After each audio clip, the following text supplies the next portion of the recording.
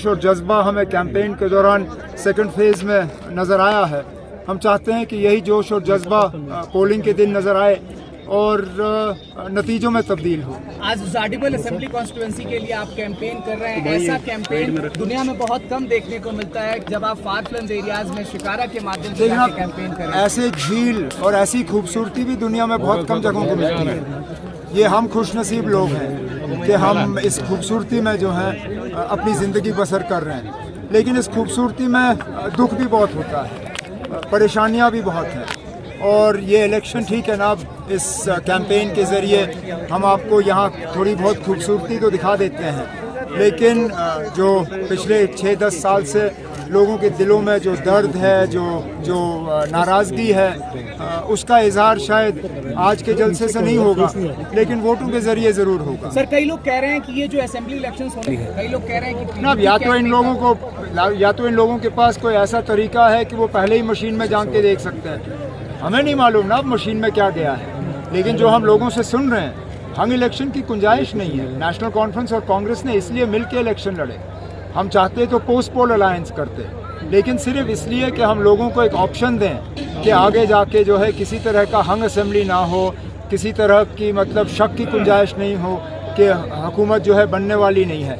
BJP वाले चाहेंगे कि हंग असेंबली हो, वो तो चाहेंगे कि उनको एक बहाना मिले, यहाँ गवर्नर रूल को जो है और इसको लंबा खींचें, लेकिन जम्मू कश्मीर के लोग इस बात की इजाज़त नहीं देंगे। राहुल गांधी जी और आप एक अलायंस करेंगे जरूरत पड़ने पर? ना, मैंने जब पहले ही कहा कि इसकी ज़रूरत ही नहीं पड़ेगी। आप 8 अक्टूबर तक ठहरिए, उसके बाद बात करेंगे। राहुल गांधी जी आ रहे हैं तो उसमें शिरकत अच्छी बात है करेंगे ना, अच्छा है कि राहुल गांधी जी आ रहे हैं। उनको मुकाबला करना होगा जो मरकज़ी हुकूमत से इतने सारे लीडरान आए हैं। मोदी साहब ने 2 चक्कर लगाए हैं, अमित शाह साहब ने 2-3 चक्कर लगाए हैं, राजनाथ सिंह आते हुए थकते नहीं हैं। इसी तरह बीजेपी के और सीनियर लीडर यहाँ पे आके कैंपेन कर रहे हैं। तो अच्छी बात है कि राहुल गांधी साहब आ रहे हैं। मैं तो चाहूँगा कि वो 2-4 बार और चक्कर लगाएं और जहाँ जहाँ कांग्रेस जो है बीजेपी का मुकाबला कर रहे हैं जम्मू में, वहाँ पे अपने काडर को थोड़ा और हिम्मत दे। जब भी पीडीपी के कैंडिडेट ने आपको सपोर्ट किया, उसको कैसे देखते हैं? मुंतज़िर मोहद्दीन ने सर, मोहद्दीन मुंतज़िर साहब ने अपनी पार्टी के हुक्म के खिलाफ नेशनल कॉन्फ्रेंस और मुझे जो है बड़गाम से सपोर्ट किया। अपनी पार्टी ने पीडीपी के हक में ऐलान किया था। अपनी पार्टी के लीडरों ने कहा था कि उनका सपोर्ट जो है पीडीपी के उम्मीदवार को होगा, लेकिन मैं शुक्रगुजार हूँ मोहद्दीन मुंतज़िर साहब का। उन्होंने पार्टी के हुक्म को जो है माना नहीं और शायद बड़गाम के लोगों के जज्बात को जो है समझते हुए उसने आज मेरी मदद करने का फैसला किया है, जिसके लिए मैं ज़ाती तौर उनका शुक्रगुजार हूं। सर, जब भी बीजेपी का लीडर आता है जम्मू में, कश्मीर में नहीं आता है, क्या लगता है कि वो लोग कश्मीर को मतलब ठीक से नहीं चाहते? ना, कश्मीर में उनका कुछ है नहीं, उनको कश्मीर से कुछ मिलना नहीं है।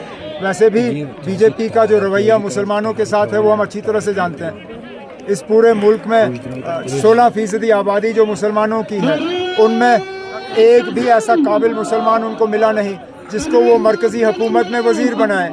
जहां मरकज़ी हुकूमत में 14% लोगों की नुमाइंदगी नहीं है, वहाँ पे हम जानते हैं ना अब इनकी सोच मुसलमानों को लेके क्या है। सर, अगर देखा जाए बीजेपी इनको शुक्रगुजार होना चाहिए एनसी का। ना, 5 साल के बाद बीजेपी के पास और यहाँ देने के लिए क्या है? वोट बेच क्या सकते हैं? यहाँ जम्मू कश्मीर को मिला क्या?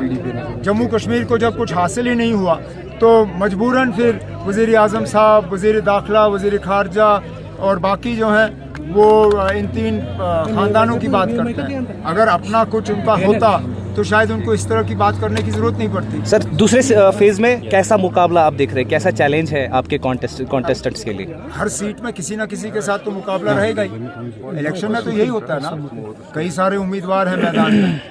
कोई ऐसा सीट नहीं है जहाँ पे उम्मीदवार जो है नेशनल कॉन्फ्रेंस के खिलाफ ना हो।